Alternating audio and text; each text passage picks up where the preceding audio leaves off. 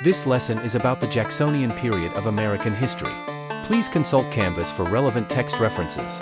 This lesson's topics include the growth of the electorate during the early 1800s, a look at key early mid-19th century political figures, significant issues of the Andrew Jackson presidency. By the end of the presidency of our first 6 presidents under the U.S. Constitution, there was an expansion in the voting electorate. Some historians referred to this era as the era of the common man, which was widely held as such because a lot of the property qualifications that were once needed to be a qualified voter were dropped. By the time we reach the 1830s, we have achieved a dynamic known as universal manhood suffrage. Universal manhood suffrage was a phenomenon that saw extension of the right to vote granted almost without exception to white men over the age of 21, regardless of their socio-economic status. The older Democratic-Republican Party of Jefferson and Federalist Party of Washington and Adams were dying, and individual personalities were beginning to matter more in politics. There will be 4 prominent figures that would emerge during the early 1800s that would dominate national politics for the better part of 20 years. They were Henry Clay, John C. Calhoun, Daniel Webster, and Andrew Jackson. First elected to Congress in 1810, Clay hailed from Kentucky and held nationalist views. He was Speaker of the House of Representatives and is most famously associated with the American system, which will be discussed in greater detail later in the lesson. With John C. Calhoun, we see someone first elected to Congress from South Carolina. Initially a supporter of a strong federal union, he would emerge as a fierce supporter of states' rights and the chief author of a policy we'll later discuss, nullification. Daniel Webster hailed from Massachusetts and was initially a states' writer but would later emerge as an eloquent supporter of the Union. He started his national political career in the House, but later served as Secretary of State. Webster was known for his oratorical skills. And finally, there was Andrew Jackson. His surname has been lent to the name of a time in 19th-century American politics when the rise of universal manhood suffrage led to an expansion of the white male electorate. Although not formally educated, Jackson gained admittance to the TN State Bar, served in its state legislature, and was elected to represent the state in Congress. Jackson gained notoriety for his policies toward Native Americans, and although one who struck the posture of a common man, was anything but common given his large slave holdings and his wealth earned through his career as a merchant and a lawyer.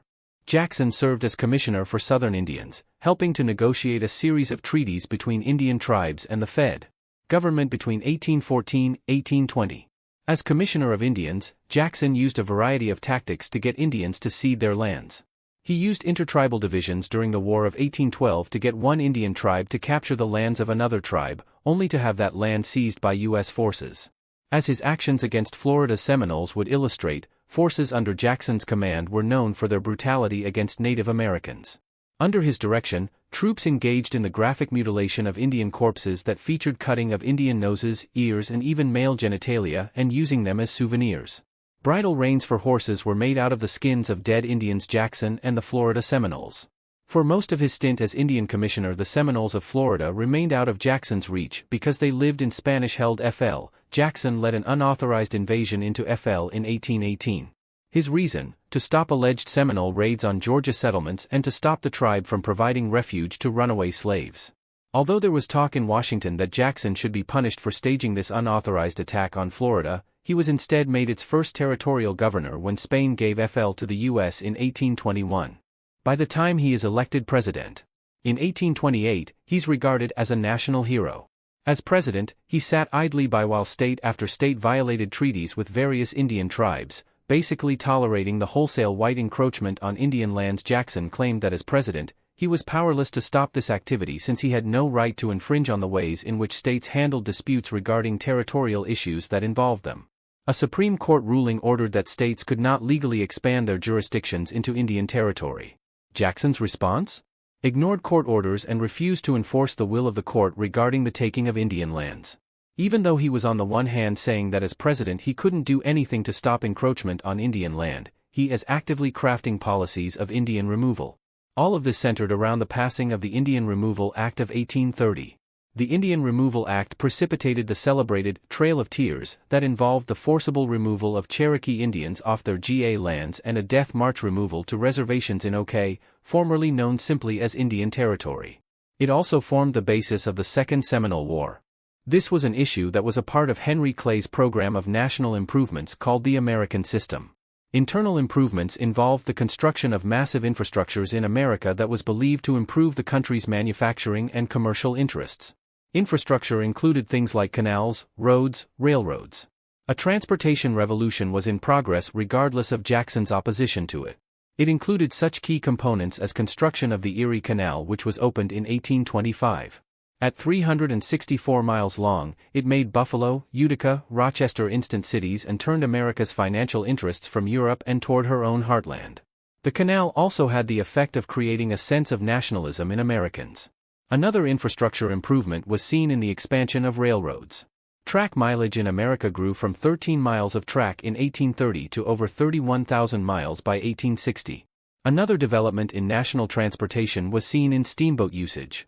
Steamboats turned Mississippi River into an important center of commerce.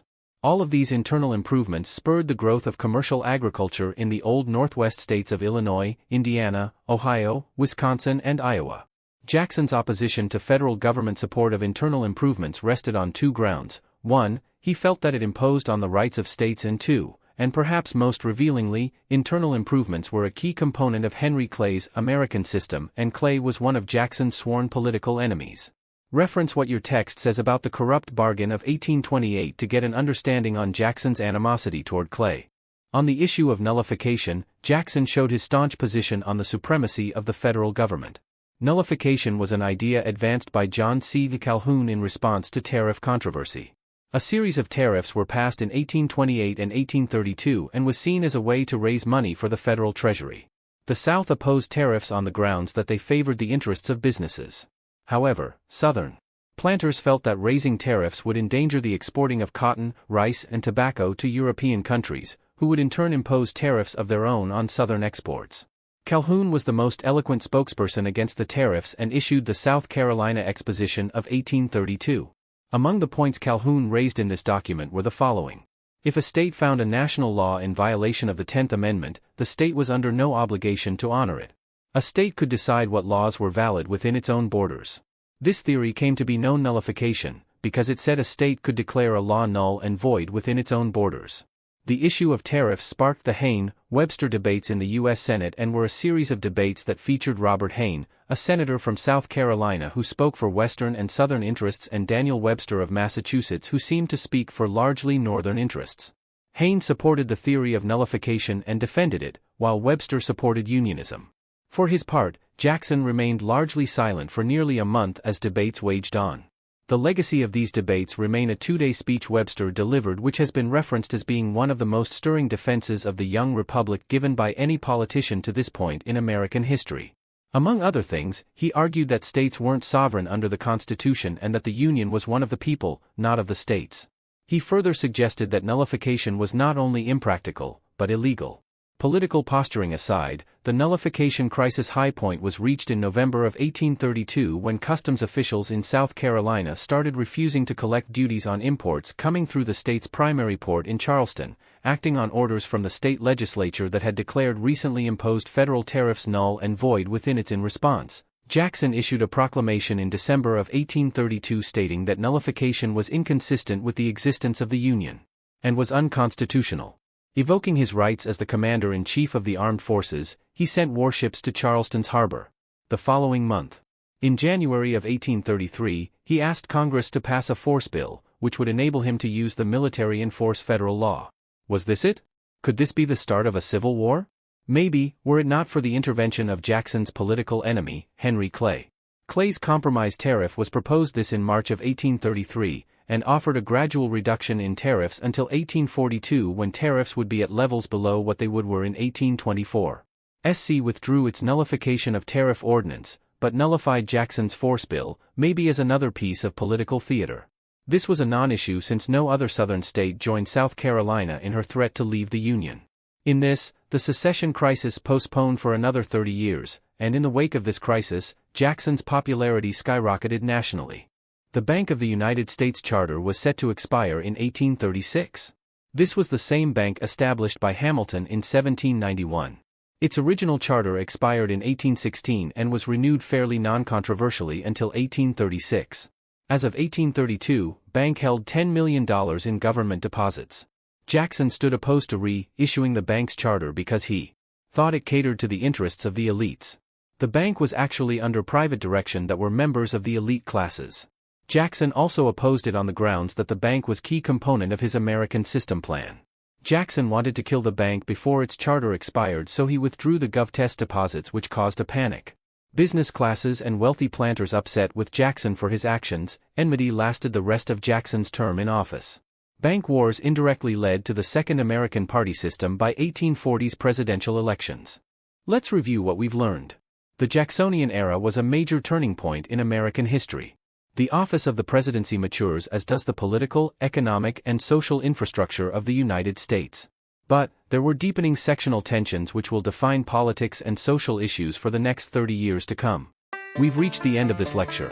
Be sure to consult relevant text references and to contact the instructor with any questions you may have.